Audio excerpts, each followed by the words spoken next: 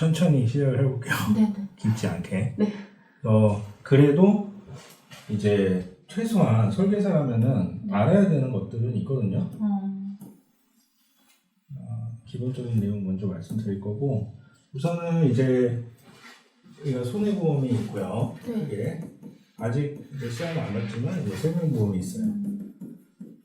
그리고 이제 이제 중간에 재산보험의 영역이 있어요. 네. 재산보험을 시험 보셨잖아요. 네. 혹시 재산보험은 이거랑 뭐가 다른 건지 구분이 되시나요?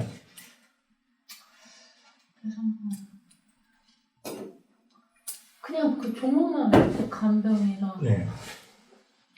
시험을 보셔도 사실 그렇게 명확하지 않을 거예요. 실제로 저희들도 판매를 하면서 이거는 재산보험입니다 고객들한테 이런 설명 안 해요. 아무 쓰잘데기 없어요. 솔직히 말하면 그냥 이제 보험의 구분을 전통적으로는 손해보험과 생명보험으로 크게 나눠져 있었는데, 시간이 지나다 보니까 이걸 손해로 구분하기도 애매하고 생명의 영역이라고 보기도 그렇고 그냥 제3의 영역인 거예요. 그래서 그냥 재산보험이 되게 된 거고, 저는 좀 편하게 얘기할게요. 그래서 이 재산보험이라는 거는 손해보험, 생명보험 모두 다 판매를 할 수가 있어요, 회사에서. 그러면은 손해보험만 팔 수 있는 게 있다는 얘기겠죠. 생명보험만 또 팔 수 있는 게 있다는 거고. 손해보험에서는 예전에 이제 보험이 처음에 만들어지면서 어떤 이제 본인의 재산이나 그런 재물, 곡식, 가축, 집, 여러 가지 그런 것들에 대한 손해, 불이 나서 손해를 보거나 아니면 도둑을 맞거나 재산 피해를 입었거나 이런 거에 대한 어떤 그 위험에 대한 대비 목적으로 처음에 이제 보험이 시작이 되게 됐어요. 그러다 보니까 이제 더 발전이 되면서 이제 우리나라뿐만 아니고 외국에서도 이제 가장의 역할이 중요하고 돈을 벌어야 되잖아요. 가정을 책임지고. 이제 가장이 중요한데 가장이 불의의 사고를 당하거나 아프거나 이렇게 됐을 때에 대비한 건강보험이 이제 만들어지기 시작을 한 거고, 그 먼저 이전에 이제 사망에 대한 종신보험의 개념이 사람이 죽고 났을 때 그 남은 사람들에 대한 그 상실감을 메꾸는 거죠. 돈으로. 네. 그래서 생명보험의 개념이 생겨난 거예요. 그래서 생명보험은 결국에 인간의 사망에 대한 걸 주로 다루는 영역인 거고, 손해보험은 이제 어떤 재물이나 손해에 관련된 거를 다루는 부분이에요. 그래서 여기에 이제 고유의 영역이 종신보험이 들어가요. 어제 잠깐 얘기했던 종신 사망에 대한 거. 종신보험은 생명보험사만 팔 수 있어요. 손해보험사에서는 판매를 할 수가 없어요. 자, 그러면 이제 비슷한 게 그래도 있긴 있거든요. 여기는 이제 사망에 대한 특약이 상해 사망하고 질병 사망으로 나눠지게 돼요. 손해 시험에서 기억나시죠? 네. 대신에 이제 차이점을 좀 두게 돼요. 어떻게 보면 페널티 같은 거라도 볼 수 있는데, 종신보험은 상해나 질병 상관없이 무조건 사망하면 나와요. 자살도 나오게 되고요. 자살은 2년 이후에 가입일로부터 2년 이후부터 자살이 보장이 됩니다. 이건 시험에 꼭 나오는 문제예요. 알고 계셔야 돼요. 2년이라는 것만 기억하시면 돼요. 자, 근데 그럼 생명보험사에서 파는 종신보험은 뭘 보장하냐? 말 그대로 사망보장인데 그건 특약 이름이 있어요. 그냥 종신보험은 상품의 이름인 거고, 보장하는 특약의 이름은 일반 사망이라고 불러요. 일반 사망. 자, 그러면 이제 문제가 그렇게 나올 수 있거든요. 2년 이후에, 그러니까 일반 사망을 가입한 누구 아무개 씨가 있는데 2년 이후에 자살을 했다. 사망보험금 얼마를 가입했다. 돈을 얼마를 받을 수 있겠느냐. 이렇게 헷갈리는 식이 나올 수 있고요. 혹은 문제를 좀 꼬아서 일반 사망이 아니라 생명보험사에 재해 사망이라는 특약이 있어요. 요거는 이제 손해보험사의 상해 사망하고 비슷한 개념이거든요. 이제 상해랑 재해는 지금은 사실상 같은 개념인데, 이건 나중에 또 재해 상해에 대한 차이에 대해서 얘기를 해드릴 거예요. 근데 그냥 같은 거다라고 생각하시면 돼요. 다쳐서 사망하는 거, 외부의 요인으로. 네. 그러니까 교통사고도 재해에 포함돼요. 네, 외부의 요인인 거죠. 질병은 외부의 요인 때문이 아니라 내 몸의 내부의 원인으로 아파서 이제 진행되는 게 질병이고, 재해나 상해는 외부의 요인으로 갑작스럽고 돌발적이어야 되고 아주 우연성도 있어야 돼요. 우연하게 되는 거잖아요. 계획하고 가는 건 안 되겠죠. 그래서 재해 상황이나 상해 상황에서 보장하지 않는 사항에 고의나 자살 이런 거는 보장을 안 해요. 그거는 우연성이 결여된 거죠.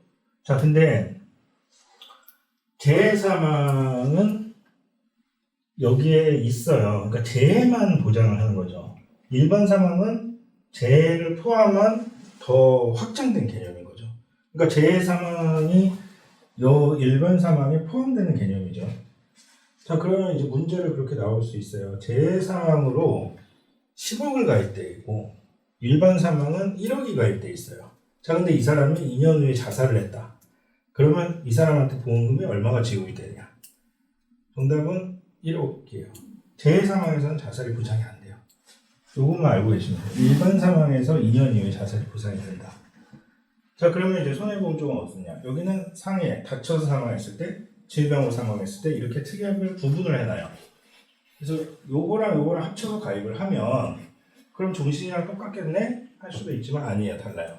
종신보험의 일반 사망은 만기가 없어요. 그냥 사망할 때까지 100살이 넘어도 뭐 120이 되던 상관이 없어요. 근데 여기는 만기가 정해져요. 손해보험사는. 종신만기. 그러니까 만기가 없다는 뜻인데 종신만기, 종신형 상품들은 생명사에서만 판매가 돼요.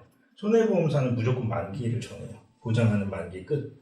자, 그래서 상해 사망의 만기는 보통 100세. 뭐 이걸 초과하는 경우도 있어요. 110세 이렇게 되는 경우도 있는데 보통 100세로 가는데 질병 사망의 만기는 80세로 그 리밋이 있어요. 제한이 있는 거죠. 80세를 초과할 수 없어요. 왜 80세로 제한을 두느냐? 뭐 지금 평균적으로 이제 사망하는 나이가 점점 증가하고 수명이 연장이 되잖아요. 뭐 이제 근데 이것도 아마 변할 수도 있겠지만 지금 현재는 80세인데 질병으로 사망하는 경우에 대부분 80세 이상을 넘어서 사망하는 경우가 더 많아요. 물론 그 전에도 있긴 있지만 확률적으로 본다면. 그래서 종신보험이랑 비교를 하면 요거는 이제 질병 사망으로서 좀 제한이 있는 거죠. 무조건 받을 수 있는 특약은 아니라는 거죠. 이 이전에 사망을 해야지만 사망보험을 받는 거죠. 그래서 어제 제가 얘기했던 종신보험의 이제 상속의 개념이죠. 자산을 상속시키는 개념. 하지만 여기에는 상속의 개념이라고 보기는 힘들어요. 왜 80세를 생존해버리면 이 돈은 다 날아가 버리기 때문에 이걸 상속자산을 준비했다라고 말할 수 없는 거죠. 그래서 상속의 개념이 있는 거는 종신보험이다. 이렇게 생각하시면 돼요. 네, 사망에 대한 부분은 이렇게 크게 나눠지게 되고, 자, 그러면 이제 손해보험에서는 손해보험만 팔 수 있는 상품들이 또 있어요. 이제 우리 대표적으로 실손의료보험이 있어요. 실비보험 말하죠. 실비보험 아시죠? 내가 병원에 가서 오늘 쓴 의료비의 일정 부분을 공제금액을 제외하고 돌려받는 거죠. 실제 발생한 손해라는 뜻이에요. 이 실손이라는 거는. 그래서 그러면 실손보험이 실손의료보험만 대부분 생각을 하게 되는데 실손보험에는 실손의료비만 있는 건 아니에요.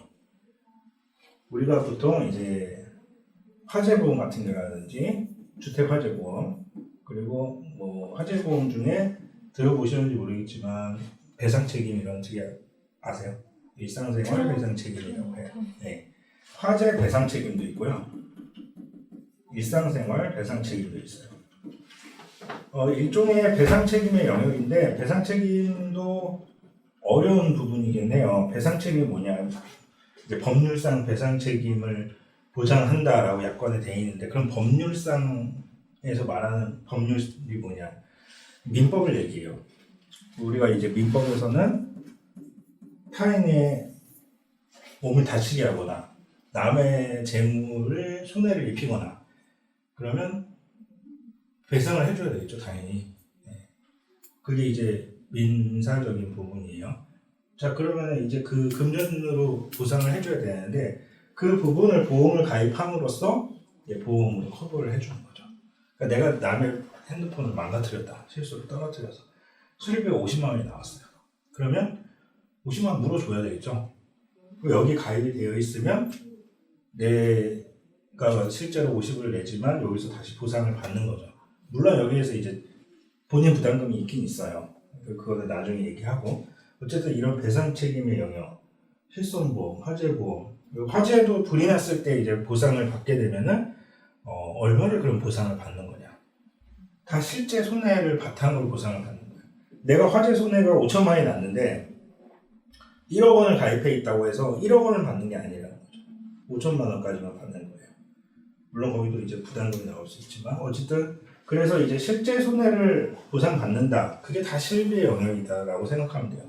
실손보험이 실손의료보험만 있다 이렇게 생각하시면 안 되고요.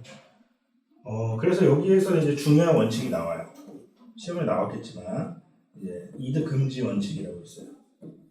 기억나세요? 네. 초과 이득 금지 원칙. 그래서 실제 발생한 손해 이상으로 가입자가 이득을 보면 안 된다라는 거죠. 그래서 실비를 중복을 가입을 했어도 오늘 10만 원을 썼는데 양쪽에서 10해서 20이 나오는 게 아니라 비례해서 5 이렇게 받는다라고 생각을 하시면 돼요.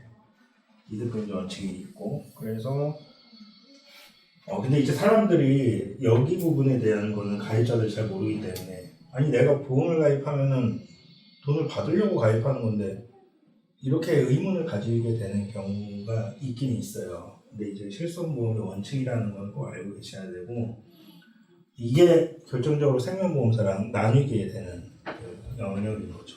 그래서 여기에는 굉장히 복잡한 내용들이 많이 몰려 있어요. 예를 들면 자동차 보험, 자동차 사고가 났는데 자동차 사고에서 회사에서 보상을 해줘요.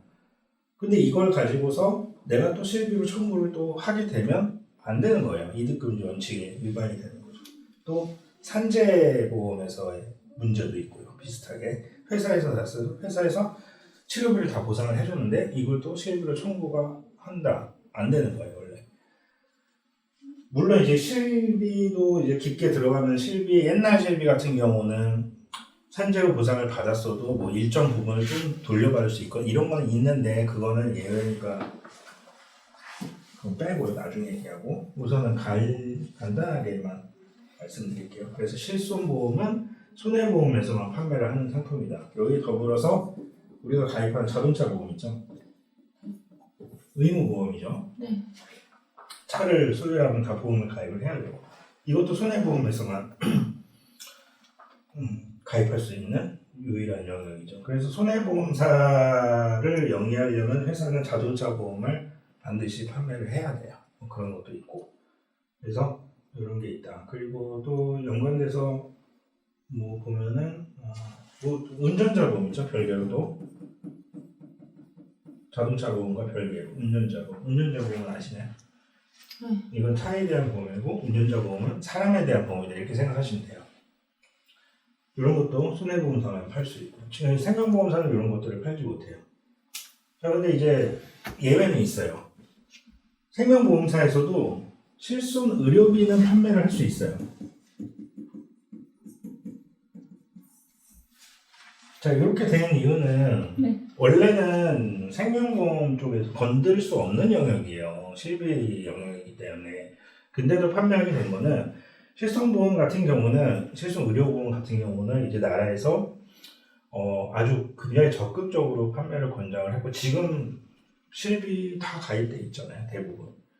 그래서 생명보험사의 전속으로 다니는 사람들이 실비를 못 팔잖아요. 그러니까 이제 생명사에서 예외적으로 저 실비 정도는 팔게 해주자 이렇게 해서 그냥 판매가 된 걸로 알고 있어요. 그래서 그렇지만 이제 고유의 영역이 무너지지 않는 이런 거겠죠. 근데 재산보험 같은 경우가 이제 그 뒤로 나오게 된 사망만 있으면 안 되니까 또 의료기술이 발전되고 평균 수명이 늘다 보니까 뭐 간병에 대한 이런 가입자의 니즈도 많이 생기고 입원, 수술 등등 이런 이제 생존에서 받을 수 있는 어떤 손해 영역도 볼 수 없고 생명이라고 하기도 볼 수 없는 그런 영역들이 일반적인 특약이라고 보시면 돼요. 그러니까 이런 거를 재산보험으로 그냥 이제 정의를 내려놓고 재산보험은 양쪽 다 판매할 수 있다. 이렇게 가고 있죠. 그래서 보통 크게 이 정도가 될 수 있고 또 하나는 이제 생명 쪽에서는 이제 연금의 영역이 있어요. 연금은 또 이제 생명보험사에서만 팔 수 있는데 연금보험이라고. 자, 연금보험과 연금저축이라고 있어요. 이건 다른 거예요. 연금저축은 손해보험에서도 팔 수 있고 생명보험에서도 팔 수 있어요. 자, 하지만 연금보험은 이쪽에 생명보험에서만 팔 수 있어요. 연금보험과 저축의 큰 차이는 간단하게만 말씀드리면 연금저축은 보통 직장인들이 세액공제 받으려고 가입하는 상품이에요. 연말정산에서 환급 받으려고 들어보신 적 있으세요? 네네. 네, 아마 직장인들은 많이 가입을 해요. 그래서 얼마 한도로 이제 가입을 하면은 연말정산에서 그 혜택을 받는 거죠. 세액을 공제받는다. 자, 이제 주의할 점은 저거는 55세 이전에 만약에 해지를 하게 되면 여태까지 받았던 혜택에 대한 것들을 다 소득세를 다시 내야 돼요. 그래서 돈을 토해내야 되는 상황이 생겨요. 그래서 가입하면 해지하시면 안 되고 돈이 엄청나게 손해가 발생할 수 있어요. 그래서 이건 세액 공제 받는 상품이다. 알고 계시면 되고 그렇기 때문에 종신의 성격이 없어요. 그래서 여기서도 판매할 수 있고 은행에서도 판매할 수 있고 인터넷에서도 가입할 수 있고 뭐 다 가입할 수 있어요. 연금보험은 뭐냐면 이게 우리가 이제 생각하는 실제적인 연금이라고 볼 수 있어요. 연금이라고 생각하면 그거잖아요. 내가 돈을 모아놓고 젊었을 때 일정 금액을 넣어놓고 나중에 내 노후에 노생활자금으로 계속 받는. 자, 근데 어떻게 받냐? 종신토록 받을 수 있어요. 사망할 때까지. 그러면 이게 여기에 종신의 성격이 들어가는 거죠. 죽을 때까지 매달 사망 전까지 노후생활자금을 받는다. 꼬박꼬박. 그래서 이제 연금보험은 생명보험사에서만 팔 수 있죠. 이제 들어가면은 뭐 종류도 연금보험도 종류가 많아요. 이제 공시이율 상품이 있고요. 공시이율은 이제 현재 공시이율에 따라서 이율이 변동이 되는 상품이에요. 그래서 뭐 이거는 나중에 연금 얘기할 때 하겠지만 별로 좋지 않아요. 공시이율이 있고 확정형 연금이 있어요. 요거를 보통 선호를 하게 돼요. 확정형. 공시이율 상품은 이제 내가 예를 들어서 가입자 30만 원을 넣었어요. 그러면 내가 65세 때 연금을 개시를 할 거다. 그럼 얼마를 가질 수 있냐? 그게 궁금한 거잖아요, 사람들은. 근데 확실하지 않아요. 왜냐하면 이율에 따라서 변동이 되기 때문에. 그런데도 예전에 많이 가입했죠. 이해할 수 없는 일인데 왜 확정 금액이 없는데도 가입을 했을까? 이제 광고를 할 때는 공시율 은행의 금리보다 높은 걸로 강조를 하거든요. 막 3% 지금 뭐 2.몇 프로 후반대 뭐 4% 뭐 이렇게 하니까 은행으로 하는 것보다는 더 나은 것 같다. 그리고 또 복리다. 그리고 10년 유지하면 비과세 혜택이 들어간다. 막 이런 걸 하니까 이제 장점만 부각해서 가입을 하는데 실제로는 허점이 많은 게 왜 그러냐면은 지금 뭐 복리고 뭐 2.몇 프로 3%라고 뭐 거기까지 다시 보는데 중요한 건 이제 아주 깨알 같은 글씨로 상품 설명서에 보면은 10년 초과시 10년까지는 그렇게 줘요. 이율을 10년 근데 초과하게 되면은 0.1%도 안 돼요. 0. 몇 프로, 0. 몇 프로, 뭐. 그러니까 1%가 안 되는 이율로 계산이 되기 때문에 1% 수준도 안 돼요. 0. 몇 대 정도 들어가니까 아무리 저게 복리로 굴러간다고 하더라도 또 이제 사업비도 빠지거든요. 회사에서 운영 비용을 공제를 해요. 그러다 보니까 안 올라가요. 나중에 노후에 받는 금액은 거의 내가 냈던 돈 그대로 받는 정도밖에 안 된다는 거죠. 하지만 시간이 지났으니까 화폐 가치도 달라졌고 물가도 상승했는데 냈던 돈 그대로 받는 거는 이득이라고 볼 수가 없죠. 손해죠. 어떻게 보면. 그래서 확정형 연금을 보통 많이 하게 되고 확정형 연금은 내가 얼마를 30만 원을 가입했고 몇 세에 개시를 하겠다고 하면은 이제 가입 설계서 제안서에 확정된 금액이 표기가 돼요. 그럼 그걸 보고 괜찮네 하면 가입을 하는 거예요. 근데 보통 괜찮아요. 왜 그러냐면은 이제 요거는 너무 깊게 들어가면 그러니까 어쨌든 더 많이 받는다. 그리고 확정형으로 받는다. 이렇게 생각을 하시면 돼요. 차이점은 요거는 단리로 계산을 해요. 요건 복리지만 이율이 변동되고 10년 이후에는 폭락하기 때문에 의미가 없고 사람들은 단리보다 복리가 좋은 거 알고는 있잖아요. 하지만 여기서는 상황이 달라져. 단리지만 여기에서는 고정적으로 단리가 계속 가기 때문에 7%, 8% 이렇게 들어가거든요. 그래서 훨씬 더 안정적으로 받을 수 있다. 그래서 보통 아이들 같은 경우에도 많이 가입을 해주는데 20대, 30세 정도의 청년한테 30만 원씩을 넣어요. 뭐 20년 넣으면은 그 다음에 이제 연금 개시를 60세 정도부터 한다. 그러면 60세부터 이 아이가 사망할 때까지 보통 70만 원 이상씩을 매월 받게 돼요. 죽을 때까지. 자, 그럼 이제 생각을 해보세요. 이거는 어떤 거 같으세요? 30만 원 내놓고 물론 물가 상승이나 이런 것들을 고려한다고 하더라도 확정으로 뭐 한 70만 원씩을 사망할 때까지 이 아이가 받는다. 괜찮지 않아요? 괜찮아요. 네. 그리고 이제 우리가 저축 상품들이나 이런 걸 생각할 때는 고려해야 되는 게 만기예요. 기간을 두고서. 이게 아주 장기적인 금융상품으로 준비를 하느냐, 아니면 이제 중기, 혹은 단기, 이게 본인의 상황에 맞게끔 여러 가지로 접근을 해야 되거든요. 뭐 저게 좋다고 해서 무조건 다 저기에다 몰빵하는 게 아니라 또 적금도 필요하잖아요. 당장 눈앞에 한 5년, 10년 뒤에 목돈도 필요할 수 있으니까. 그래서 저거는 노후 생활자금의 용도로 접근을 해놔야 돼요. 그래서 얼마 정도를 노후를 위해서.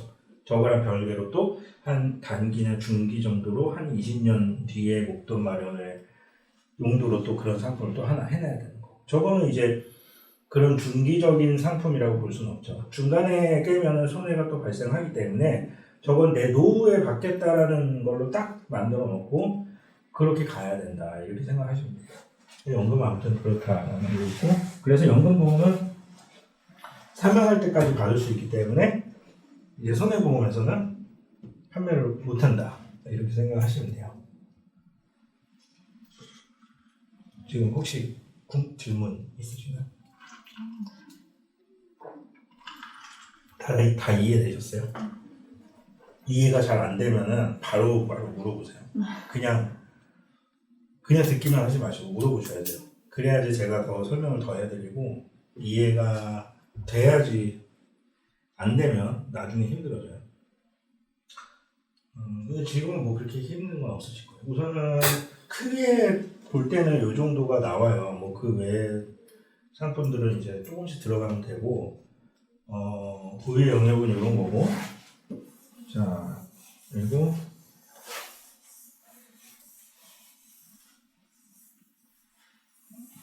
혹시 이제 특별히 궁금했던 상품 같은 거 있으세요? 저요? 예, 관심 있는 상품이라든지. 저는 암? 암이 무서워서. 아니 일본에 2분의 1이 암에 걸린다 그러니까 2분의 1이요? 그렇다고 하더라고 뉴스에서. 그 통계 같은 거는 네. 저 자세하게 좀 봐야 돼요. 그래요? 그 2분의 1의 수치가 어떤 거를 표본으로 해서의 2분의 1인지, 나이대 혹은 뭐 성별이나 아니면 뭐 기존에 기억력이 있었던 사람들에서 뭐 위험에 대해서의 그런 얘기인지, 아니면 뭐 그런 것들을 살펴봐야 되니까 2분의 1은 조금 과한 수치 같고, 지금 그 보험이 어떻게 가입된 게 있으세요? 아니? 저 칠성이랑 암. 해군하고 암. 근데 암이 옛날 거라. 전에 거기서 하나에서 어제도 잠깐 얘기했지만 팀장도 얘기하더라고요. 뭐 무조건 깨고 하는 식으로 해서 이렇게 얘기했다고. 무조건은 아니고요. 네. 이제 그 보장해줄 뭐라고 해야 되나? 보장부서? 육성 선생님. 네. 선생님은 별로 저희 좋지 않다. 암을 보더니 옛날 거다. 옛날 거다. 요즘 거는 이제 요즘 그거랑 빠진 게 많이 있다. 네. 그래서 그래서 해지를 하는 게 좋다. 고민을 하다가 암만 봐도 10년에 번도 깨는 건 좀. 그럼 믿음이 안 갔다는 거죠, 그 말에. 그죠. 네. 맞아요. 그래서 이제 오래된 보험이 이제 과거의 보험들이 예전에 사람들이 그렇게 말하잖아요. 오래된 보험들은 이제 건들면 안 되고 유지하는 게 좋다. 틀린 말은 아니에요. 하지만 100% 맞는 말이라고 할 수도 없어요. 어차피 여기서 저희 이제 정확하게 증권 분석하고 보장 분석하는 거 배우시면은 가입한 상품이 이게 진짜 유지를 할 만한 건지 아니면은 유지하지 않아도 될 만한 건지는 이제 판단이 되실 거고, 보통의 경우는 이게 변수가 많아요. 우선은 보장면에서 본다면 과거의 보험 상품이 특히 암에서 한번 얘기를 해볼게요. 과거에 꽤 좋았던 이유는 한 가지가 있어요. 유사암의 범위가 더 넓어요.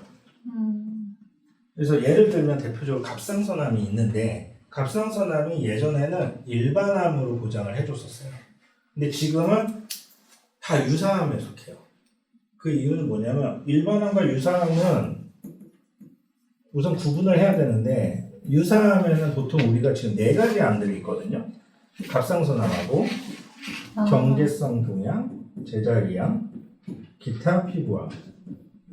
요 3가지는 그렇다고 하겠는데, 갑상선암이 유사암에 들어가 있으니까 보장이 약하다는 거죠. 왜냐하면 유사암은 일반암의 가입 금액의 20%만 가입할 수 있어요. 그러니까 일반암을 1억을 가입했다. 네.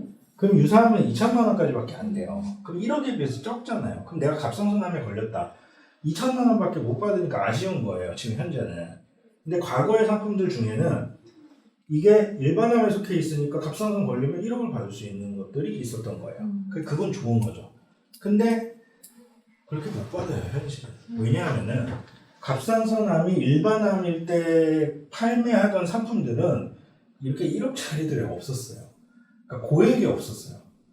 그때 예전에는 물가나 이런 것들을 반영했을 때. 지금은 암보험 1억도 막 가입하는 거 쉬운데, 그때는 뭐 5천만 원만 해도 엄청 큰 가입 금액이었거든요. 그래서 5천짜리도 많지 않아요. 2천, 뭐 3천. 그러니까 결국에는 금전적인 걸로만 따지면은 뭐 지금 가입해서 유사암으로 받나, 예전에 일반암으로 받나, 금액의 차이는 그렇게 크진 않아요. 어쨌든 보장 범위 면에서는 그런 게 있을 수 있다. 반대로 이제 과거의 상품들이 방금에도 얘기했지만 가입 금액의 문제가 좀 커요. 보장 금액이죠. 보장 금액.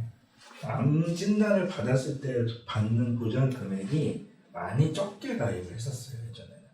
그러니까 그게 현실적으로 지금 현재에서는 지금형 의료비로 따졌을 때는 부족하다는 거죠. 지금은 이제 금액이 커지니까. 그런 게 있고, 또 하나의 문제는 이제 갱신형으로 가입된 상품들이 꽤 있었어요. 이거는 지금도 마찬가지예요. 지금도 갱신형 판매를 하고 있으니까. 암진단비가 5천만 원짜리가 있는데 과거의 상품이라서 너무 좋은 것 같아요. 근데 갱신형으로 가입을 됐어. 갱신이 예를 들어서 갱신 주기는 3년, 5년, 10년, 뭐 20년, 30년 지금 이렇게 있는데, 과거에는 3년 갱신형이 많았어요. 이게 뭐냐면 3년마다 보험료가 변동이 되는 거예요. 자, 요거를 알려면 좀 간단하게 보험료 구조에 대해서 설명을 오늘 드리고 먼저 끝낼게요. 자, 이제 0살이에요. 100살이고 이제 나이가 보험료예요. 자, 이제 보험료에 대한 분포인데 이런 식으로 쫙 올라가게 돼요. 기대해서 많이. 노년 인구로 갈수록 차지하는 보험료가 엄청 커져요. 자, 이건 뭐냐면 이제 자연보험료라고 부르는데, 이 생명보험에서 이제 보험료 산출할 때 쓰는 이론 중에 하나예요. 산출하는 방법 중에 하나. 자, 보험료가 갱신되면서 저렇게 올라간다는 아니에요. 그건 아니에요. 비갱신형으로 보험료를 산출을 할 때도, 그럼 예를 들어서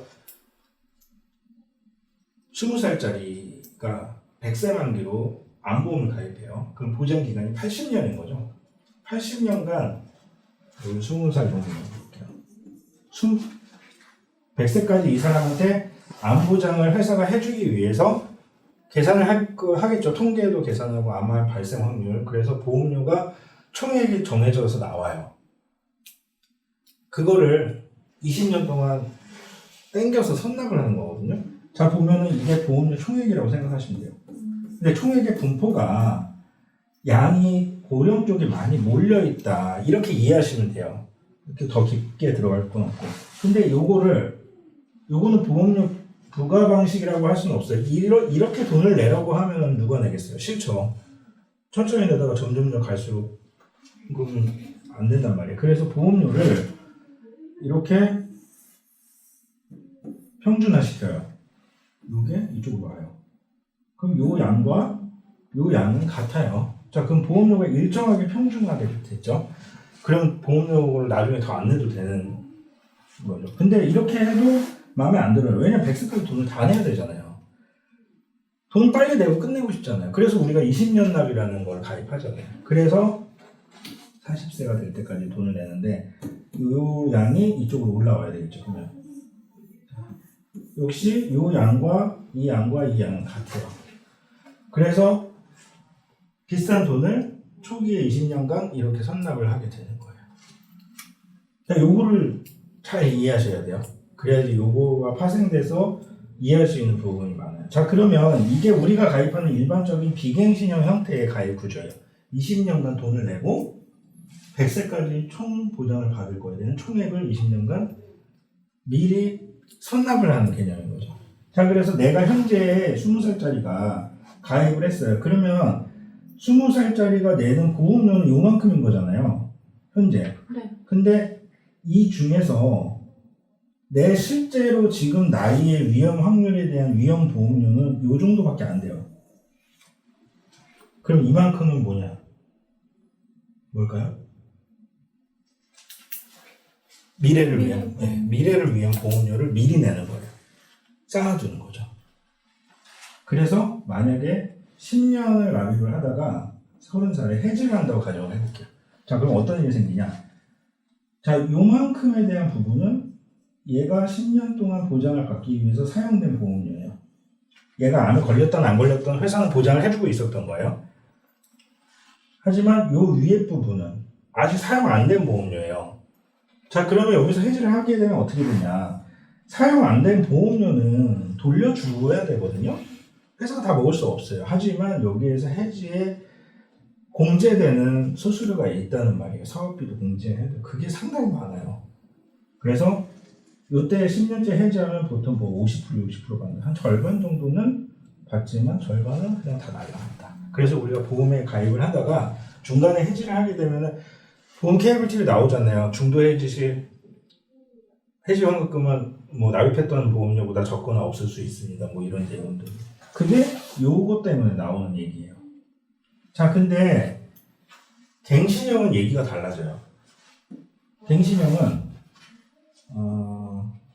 예를 들어서 20살 시점에 3년 갱신형으로 가입한다.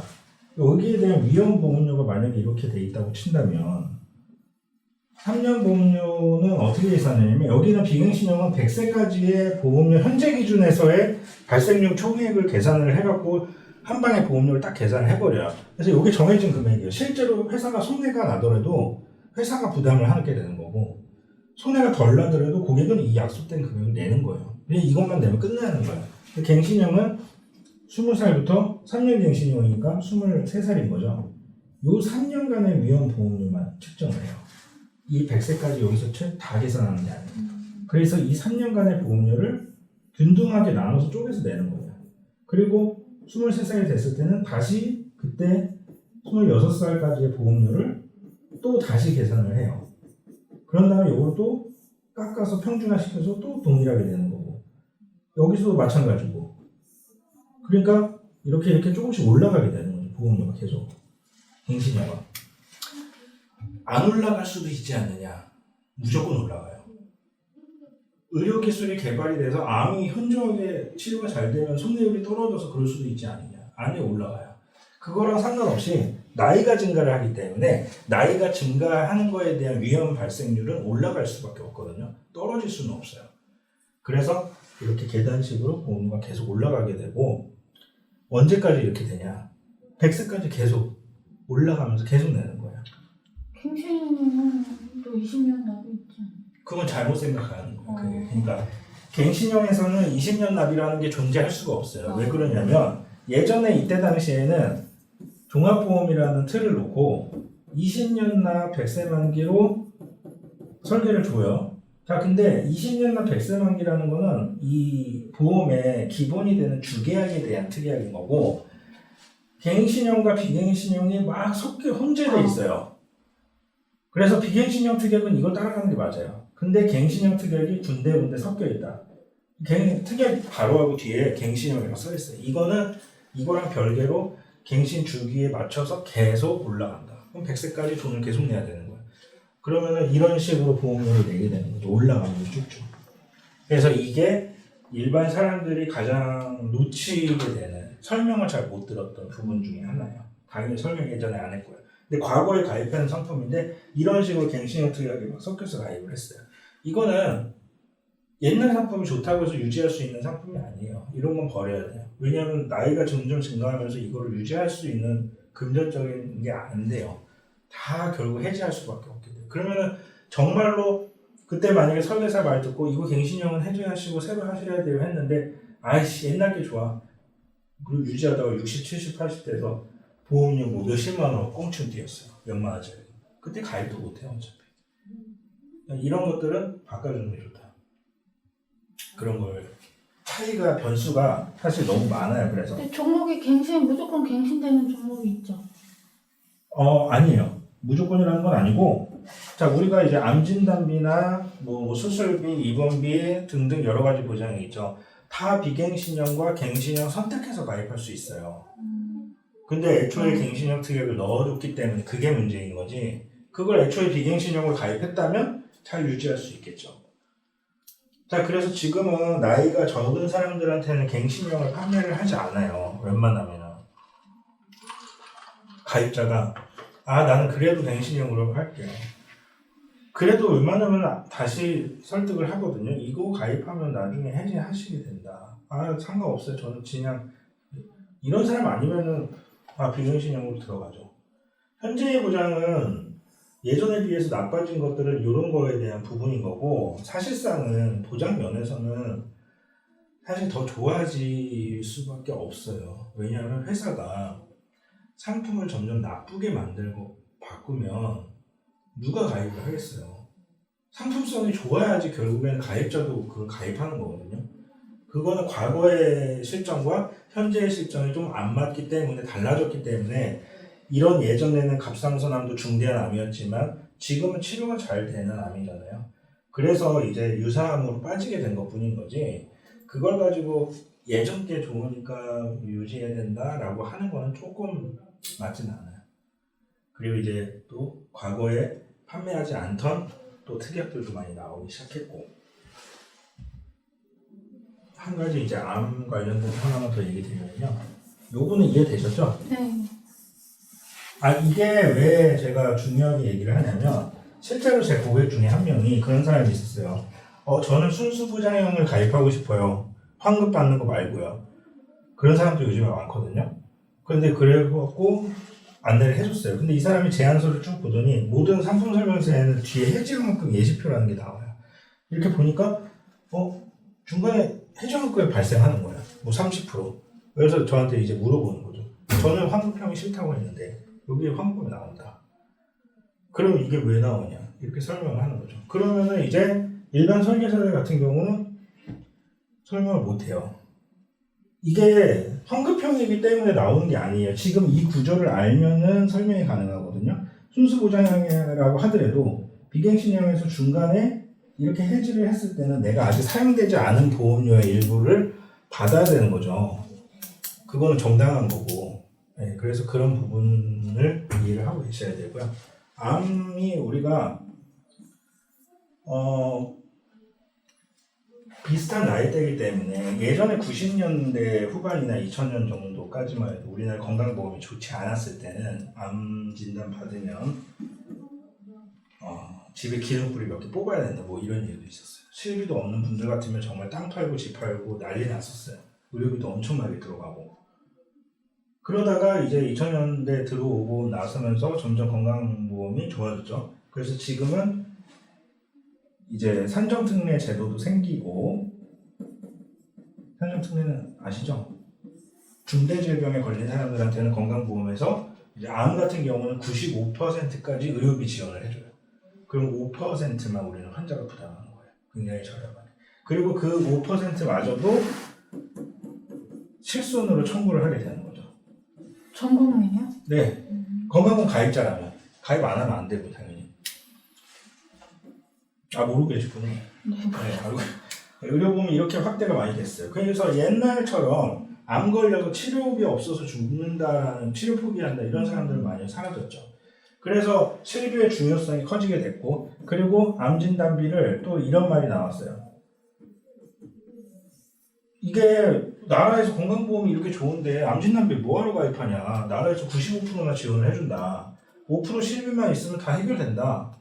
이론상 틀린 말은 아니에요. 근데 암 진단비는 필요하죠. 혹시 왜 필요할까요? 한번 생각해 보세요. 이렇게 다 나라에서 치료가 다 되는데 치료? 95%나 나라에서 의료비 지원이 되고 100만 원 나올 게 5만 원 나오는 거예요. 의료비가 1000만 원 나올 게 50만 원 나오는 거고 근데 그것도 실비로 또 보장이 90%또 되잖아요. 그럼 진짜 돈이 없어도 나는 별로 치료는 문제가 없겠네 생각할 수 있겠죠. 그럼 내가 한 달에 막 10만 원씩 내가면서 암 진단비 그럼 뭐하러 가입하지? 그 암 치료도 단계가 있던데요. 단계? 네. 어떤 단계요?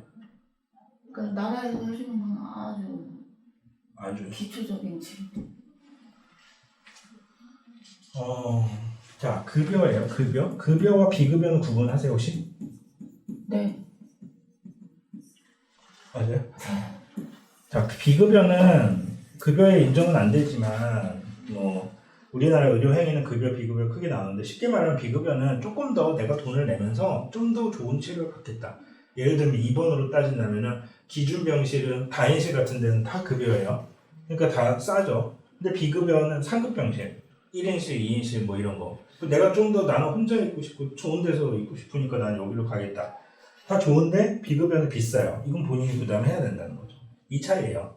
암 치료도 급여의 치료에 대해서는 이걸 보장을 해줘요. 자, 근데 어쨌든 급여 치료를 한다고 가정했을 때 그럼 실제로 돈이 드는 게 없잖아요. 그럼 진단비를 뭐하러 가입하냐. 생각해보세요. 남편분을 가정해서 좀 돈 열심히 벌어야 되잖아요. 혹은 남편분 아니더라도 아이가 좀 컸으니까 지금 뭐 한 30대 후반에서 이런 남자가 결혼을 했어요. 신혼부부예요. 집 대출 받았어요. 와이프랑 살아야 되니까. 이제 아이도 또 이제 임신해서 태어나. 아이 이제 양육비도 들어가야 되겠죠. 근데 남자가 암에 걸려요. 돈 어떻게 벌어요? 수입이 끊겨버리죠. 그럼 대출금 내고 생활비에 써야 되는. 이건 어디서 나오는 거예요? 이건 나라에서 주는 거 아니잖아요. 치료비가 준다고 쳐도 생활자금이 필요한 거예요. 그래서 암진단비는 생활자금의 목적이 강했어요. 이해되시죠? 네. 그래서 의사분들 같은 경우는 제가 이제 고객 중에 의사분들이 많은데 의사분들 같은 경우는 실비는 잘 가입 안 해요. 왜냐하면은 의료진은 병원에서 의료비 할인이 많이 되기 때문에 실비가 그렇게 중요하지 않거든요. 치료비는 중요하지 않아요. 하지만 이거를 가입하는 이유는 뭐냐면 병원에 뭐 종합병원에 이런 데서 근무하는 의사들 전문의들은 암진단 받잖아요. 몸이 괜찮아도 강제적으로 일을 못하게 해요. 휴직기에 들어가요. 그러면 내가 얼마나 치료기간에 대한 휴직기를 보통 가질까라고 생각할 수 있는데 보통 3년 정도는 봐요. 근데 3년을 내가 투병기간이 3년이 넘어간다. 이건 목숨이 안 좋아지는 상태라고 봐야 되고 완치한다라고 가정했을 때 건강하게 내가 사회로 복귀를 한다라고 가정했을 때 평균적으로 소요되는 기간이 최소 2년에서 3년 정도는 봐요. 그럼 3년 동안 놀고 먹어야 되는데 놀고 먹는 게 아니고 치료해야 되죠.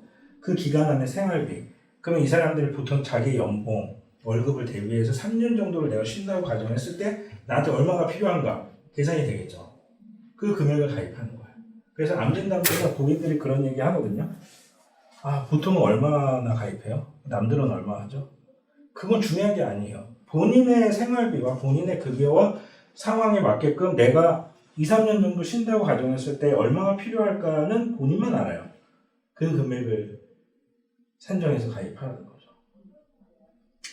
자, 근데 여기까지가 이제 몇 년 전까지 일반적인 그런 거였어요. 그래서 우리가 가입자들한테도 문의가 들어왔을 때 암 진단비, 뇌질환, 심장질환 진단비, 거기다 뭐 수술비 정도 요 정도 하시면 됩니다. 기본적으로 다른 것들 뭐 굳이 필요 없어요. 이렇게 했었단 말이에요. 근데 지금은 상황이 많이 달라졌어요. 또 이 비급여 암 치료가 엄청나게 지금 급속도로 치료법이 나오기 시작하고 있어요. 들어보신 거 있으세요? 중입자 가속기. 네, 그거 들어봤어요. 세브란스에 지금 우리나라에 3대 있어요. 치료기가.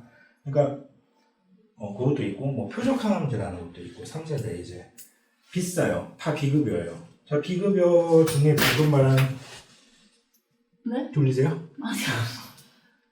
먹으신가요? 아니요. 뭐죠? 중입자 가속 치료가 네. 암마다 조금 비용이 다르거든요. 제일 비싼 암 같은 경우는 한 7,000, 8,000까지 가요. 1회에 몇십 분밖에 안 걸려요. 통원으로 끝나요. 입원도 안 해요. 8천만 원이 나가야 돼요. 근데 암 진단비가 지금 갖고 계신 게 3천 있나 5천밖에 없다. 그럼 만약에 내가 중입자 치료를 받아야 된다. 이거 어디서 나와요? 이건 산정특례도 안 돼. 비급여라서. 자, 그럼 실비로 되느냐? 실비로도 안 돼. 왜냐? 실비로 하루 통원 의료비가 얼마죠? 25만 원 보상해줘요. 입원을 해야지 5천만 원 한도로 나오는 건데 통원은 25만 원이에요. 8천만 원짜리 치료하고 실비로 25만 원 받는 거예요. 안 된다는 거예요. 그 진단비도 부족하고. 그러면 진단비 높이면 되지 않냐? 그러면 되긴 하죠. 1억, 2억 이렇게 가입하면 돼요. 근데 보험료가 너무 세요. 1억 가입하려면. 혹시 암 진단비 얼마나? 저 되게 작게 돼 있는 거예요. 아마 1억까지는 가입 안 돼 있을 거예요. 보통 3천에서 많으면 5천 이 정도가 많아요. 그러면 이걸 1억으로 올리려면 보통 1,000만 원의 보험료가 암 진단비 1,000만 원당 약 10,000원 정도가 소요돼요. 그러면 1억이면 암 특약만 10만 원이에요. 근데 이것만 가입하는 건 아니잖아요. 뇌, 심장 이것저것 수술비. 그럼 보험료 너무 세서 부담이 된다는 거죠. 그럼 이런 사람들 어떻게 하냐? 그래서 우리가 지금 이제 암 주요 치료비라는 게 나오기 시작하고 있어요. 암 주요 치료비는 뭐냐면 간단하게 말씀드리면 자, 암 진단비는 조건이 가장 없어요. 그냥 암 진단 받으면 돈이 나오는 거죠. 수술을 하든 안 하든 뭘 하든 상관이 없어요. 근데 암 주요 치료비는 뭐냐면 암 진단을 받고 어떤 치료를 하면은 돈이 나와요. 그럼 반대로 암 진단만 받고 치료를 안 한다? 안 나와요. 근데 이걸 왜 가입하냐? 그게 싸요. 자, 근데 어떨 때 가입하느냐? 이제 비급여 암 치료를 했을 때 돈이 나와요. 비급여. 자, 그럼 우리가 가입하는 목적에 맞잖아요. 내가 암 진단비는 3천 뭐 있는데 저런 만약에 중입자 비급여 치료를 했을 때가 걱정이 돼서 암 진단비를 높이려고 하니까 비싸고 가입할 돈이 없고 그렇다고 안 하자니 불안하고. 자, 그래서 대안으로 암 진단비가 있는 사람들한테 추가로 서브형으로 자, 비급여일 때만 우리가 보장을 해줄게. 급여 치료한 거는 인정 안 해줘. 대신에 비급여 했을 때만 요거를 줄게. 그래서 이제 몇 천만 원씩을 더 얹어서 가입하는데 이거에 비해서는 보험료가 굉장히 저렴해요. 뭐 10,000원, 20,000원 정도로 가입이 되니까 혼용해서 섞어서 많이 가입을 하게 되는 거죠. 그래서 이제는 지금 진단비만 가지고 좀 부족하고 어떤 저런 비급여 치료를 했을 때 고가의 치료를 했을 때 추가적으로 받을 수 있는 특약을 선호를 많이 하게 되고 실제로 가입도 많이 하게 되고 저희도 추천을 하게 되고 그런 식으로 많이 가고 있어요. 거기에 이제 간병. 혹시 간병보험 있으세요? 아니요, 없어요. 노후에 이제 간병비에 대한 부분이 혹시 걱정은 안 되세요? 돼요. 어떻게 대비할 생각이세요? 간병보험 들 생각. 근데 어떤 분들 보면 지금 나이대 30대, 40대 뭐 이 정도 분들이 그 내가 아직은 나한테 그렇게 이렇게 생각을 하는 사람들이 많아요. 그거보다는 걱정은 더 된다. 네. 네, 간병보험은 다음에 또 그 하고요. 우선은 이 정도 다 준비되셨어요? 네. 너무 어려운가요? 혹시 내용이 근데? 아니요, 제 수준이? 괜찮아요. 이 정도면 딱 괜찮아요? 알겠습니다. 식사하시고 다시 할게요. 이거를 다 하신 거죠? 예. 여기 있는 직원들한테